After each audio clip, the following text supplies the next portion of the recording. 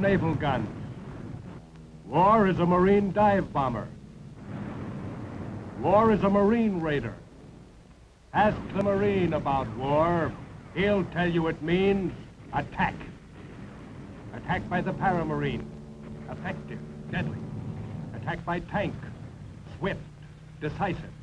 Attack, attack, attack. That's the credo of the fighting Marine.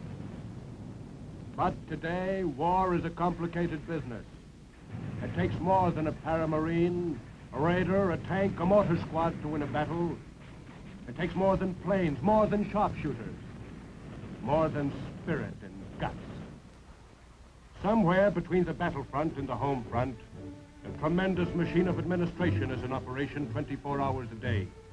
The Herculean task of providing proper transportation for troops, of making out reports, of classifying and transferring the thousands of new Marines. The success of a battle 7,000 miles away depends on these people who sort and file away and punch out millions of paper bullets every day. The job of keeping a war machine running efficiently requires the services of thousands of Marines. So vital is this job at home that thousands of fighting men, despite their intensive and valuable training, may never smell the tang of battle. Something had to be done about it. Something had to be done about wasting this highly capable warrior. Bataan and Corregidor had become legends. Wake Island had been branded into history with an indelible iron. A Marine writes his dear sirs with a howling machine gun, and they're addressed to Japs and Nazis. No question.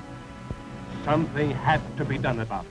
And something was done about it. No one doubted the essentiality of the work at home. At the same time, no one could doubt that a Marine who wasn't fighting was a wasted Marine. The solution to the riddle was a bombshell, the birth of the Marine Corps Women's Reserve. Born February 13, 1943, of necessity, the women Marines mushroomed into a sizable force of eager, full-fledged reserves who were ready to step into the breach. In July, Camp Lejeune at New River, North Carolina, became the official training headquarters for women Marines. From the plains, the mountains, the cities, have poured a constant stream of women. From Compton, California, from Pawnee City, Nebraska, from Marysville, Missouri, from Gloucester, Massachusetts, they've come to do a job. We're from Texas, too. Rode on the train 4 days before we pulled up at Camp Lejeune. And mind you, 3 of those traveling days were not in Texas. The Marine Corps band was there to meet us at the station, and that was nice. There were also a couple of women sergeants to meet us, and that was, well, that was nice, too. Somebody said the colonel was there, and I was just beginning to wonder, and then I saw him. That's his dog, the Scotty. Eyes front. I could tell from that first day I was going to like the Marine Corps. One thing a Marine learns right away is how to stand in line. There was a Marine driving the bus, and I thought, one of these days I'll be driving this bus, and he can send back postcards from Tokyo, and I'll give him my address before he leaves. After we got squared away, which means to set up housekeeping in the barracks, we met the chaplain.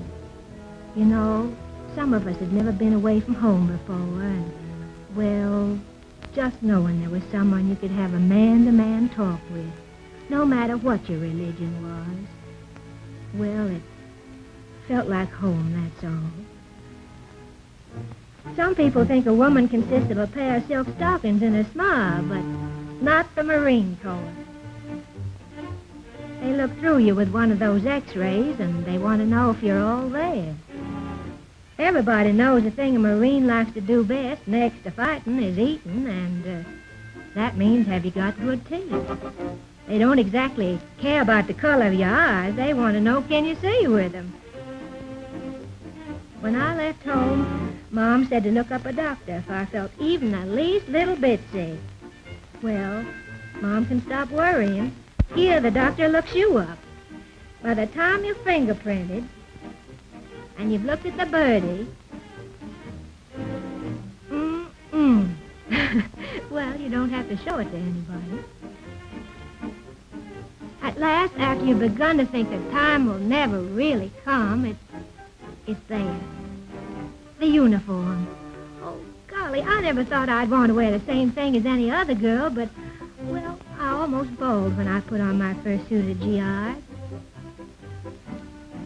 All the enlisted girls are given $200 allowance for clothing, and that means 2 winter service uniforms, hats, shoes, summer outfits, purses, a wool-lined raincoat that'd cost one of you civilians $41. Then there's a lot of theses and thoses and thingamajigs, you know. Drop around sometime and I'll let you romp through my locker. The women Marines take a great pride in their appearance, and we have our uniforms tailored to fit us, which is a little different from the men who have to tailor themselves to fit the uniform.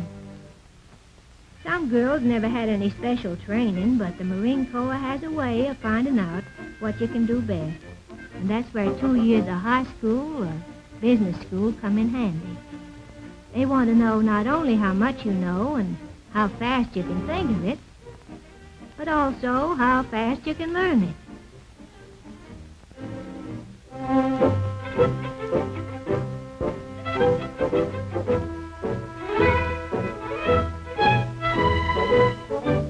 My very dear friends, this is a GI-DI, government-issued drill instructor to you. He says something like, you look too weak, rump, you look too weak, hump. You left 2 weak rump. What he's really saying is 1, 2, 3, 4. You left 2, 3, 4. Real much. But if he said that, everybody could understand him. We looked something like this our first week. You really can't imagine how many left feet you have until you begin to drill. You're taught how to walk all over again. Underneath, he's really a very understanding man. Did you ever hear of a Marine drill instructor who was a perfect lady? Then meet Corporal Winton. Right, oblique, smart. Forward, smart. 1 up, reach for your left, right, left. Left flank, smart. Right flank, smart. The Marine is not only first to face the enemy, he's number 1 on the drill field. You may wear a rut in the field. You may have to re-sole your shoes a couple of times, but you learn to march the Marine Corps way.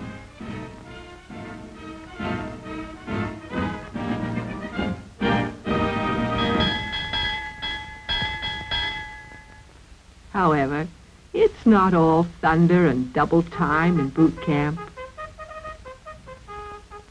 There are times when you get a chance to become acquainted with your mate. You smoke a cigarette, listen to the other girls talk. Maybe you tell them about the boyfriend in the Solomon Island. You answer the best gift the folks back home can give you, a letter. You find out that Pa is getting ready for the spring planting. Ma's got a blue star up in the window for you. Your kid brother is going to graduate from grammar school. It's a piece of home. It's not only permitted, it's encouraged. After all, a girl has to keep up her morale. Make sure the fingernail polish matches the hat cord in color, though. That goes for the lipstick, too. By the time 6 weeks have gone by, you'll learn that women Marines look smart, not obvious.